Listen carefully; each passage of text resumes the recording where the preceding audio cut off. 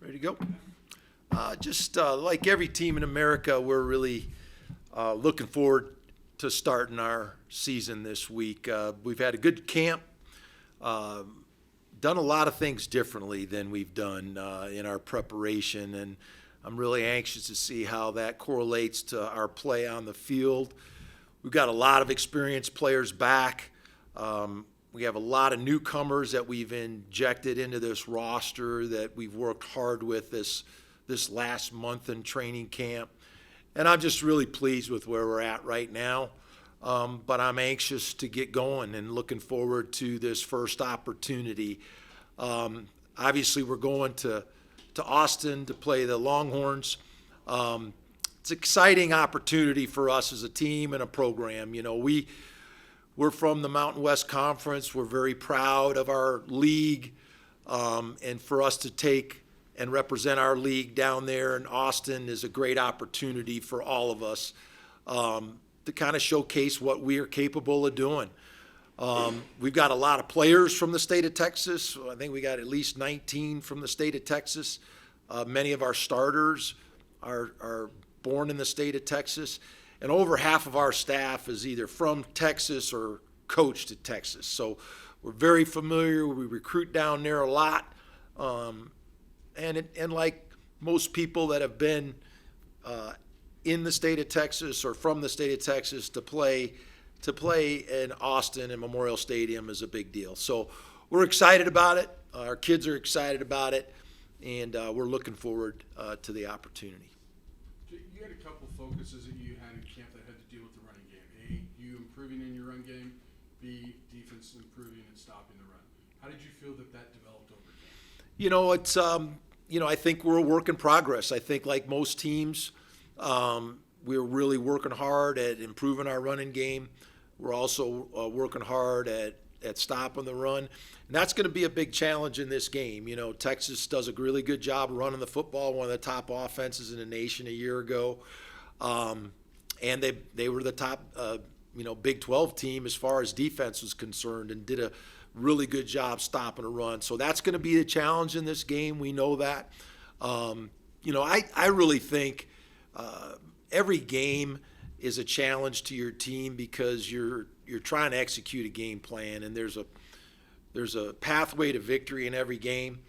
And in this game, that's where we have to go. We have to do a good job holding their run game down, and we got to find ways to be effective running the football. So that'll be a big factor in this game. When you think you run an air raid offense, but you talk about the run game a lot, what does a quality run game actually mean for an air raid?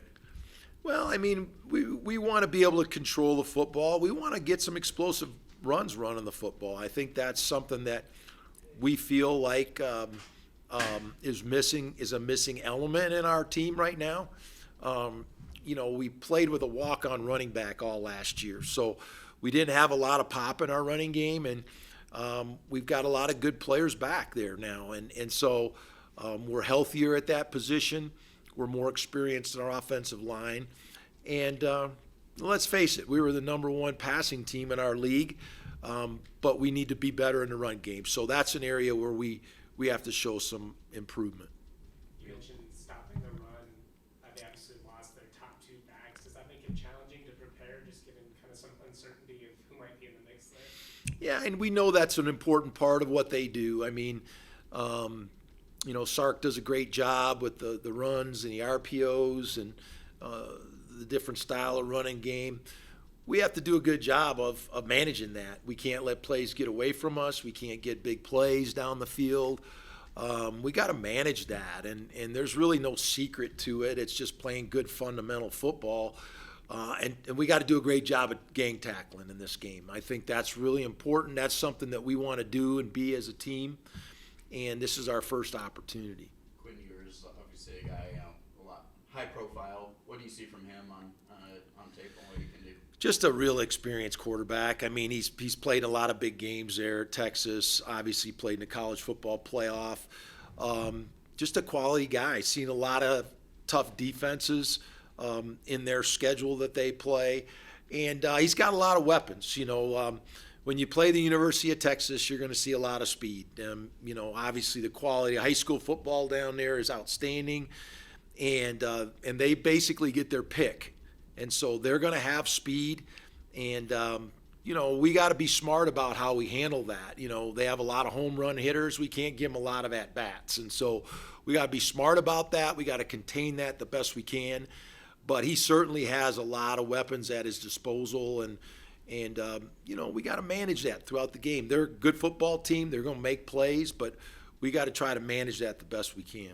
Being a veteran group, do you feel like it's a group that's probably less likely to be sort of awed by the atmosphere and what you're going through? Yeah, we've been training our kids that since we got here, and we're going to play in a great environment. It's an opportunity to play a really good football team in a great environment, and we should look forward to that. But it's not so much that we're playing University of Texas as we're playing a team that runs split zone and RPOs, and that's what we're playing against. We're playing against the schemes that they run, and we have to do our job versus that. And I think we have a more mature team that understands that. When you're kind of sitting there and dreaming up like the dream scenario for Saturday, what does that look like? I mean, my dream scenario is the same every week, is for us to execute the game plan. And this game plan might be different than the week after that or the week after that, but it's still our plan, and it's what we design as coaches and what we feel like we need to do to win the game.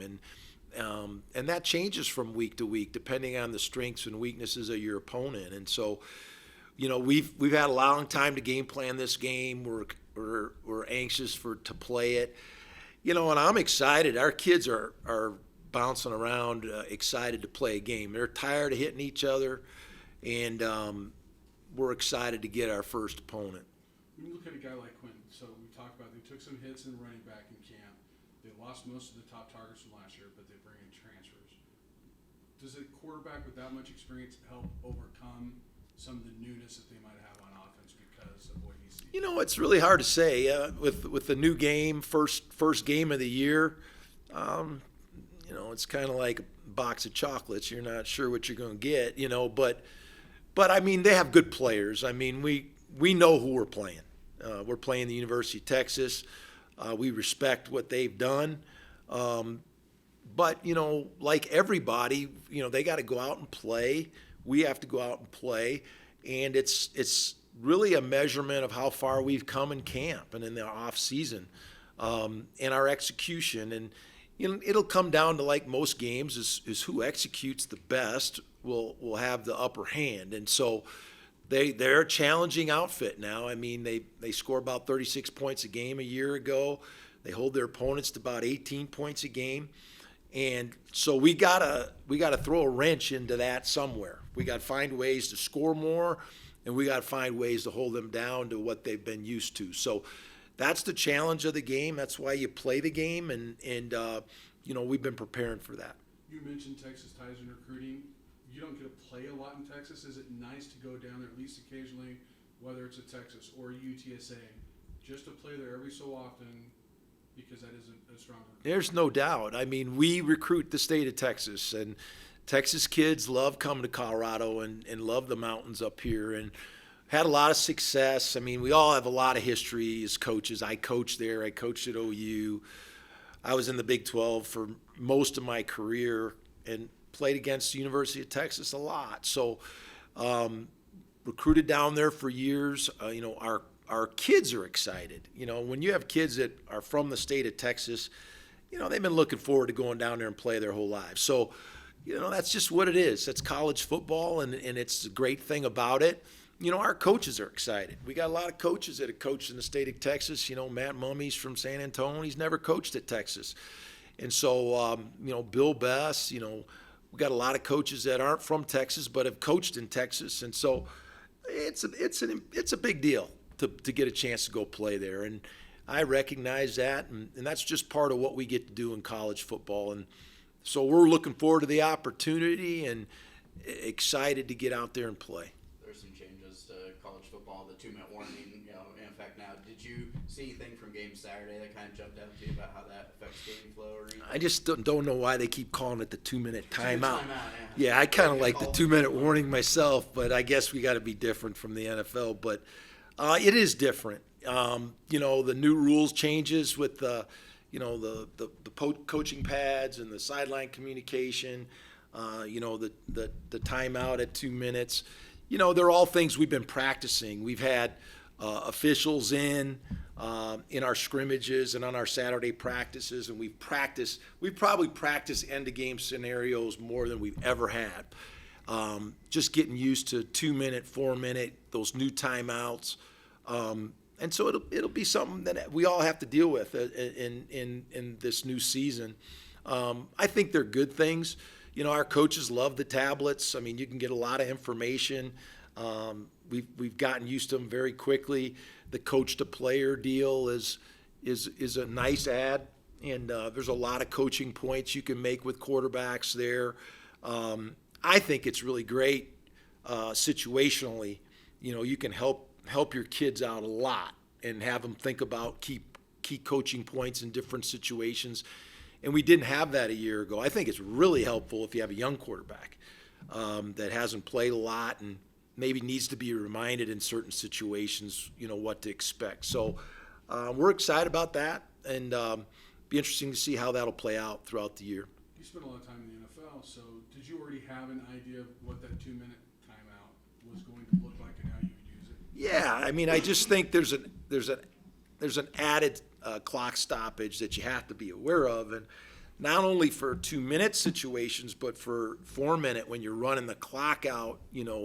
You're going to get a natural stoppage in play that you wouldn't have gotten before, and so that's something that just adds a different element that we haven't been used to, and I really think there's going to be some adjustment from everybody. And watching a lot of the games on Saturday, wow, some amazing games this weekend, and we're excited to be part of it.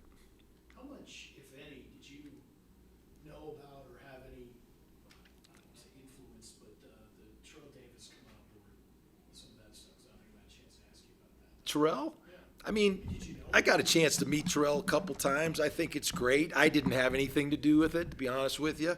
But I think it's great. He has interest in Colorado State, and I think it's great. Do your kids kind of know who he is? And Yeah, I know yeah. the dads do. Yeah, most of the guys know who he is, and what a great player and a good person, and really getting excited to get to know him more. How do you feel about the health overall of the team going into this week?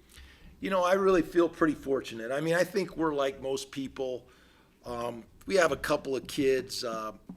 We worked really hard to bring in some transfers that we felt like could make a difference. And one of those kids was Jackson Warren, and at tight end, 6'8", 240 kid, very similar to the kids we've had. And he's had an excellent camp. He is going to have season-ending shoulder surgery, and we're not going to have him available.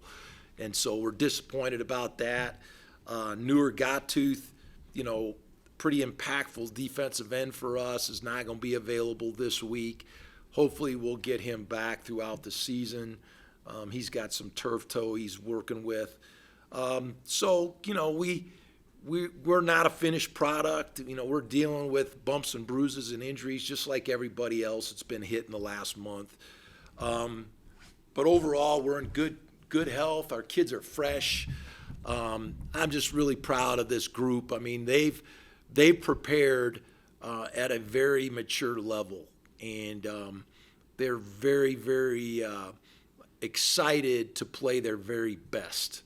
And I think that's unique. This is a unique group of how they prepared, and I'm really proud of how they've done that, and I'm anxious to see them go play. How much better or maybe different than, say, 2 years ago are you guys from going someplace like that compared to like Ann Arbor? Oh, I think we're better. I think we're better prepared. I mean, our first year is really hard to compare to anything. I've never experienced anything like that in 40 years of college football. But I just think we have a committed roster that wants to be at CSU, that is excited about their role here. And so, it's very different group. Anything else, guys? Thanks, guys.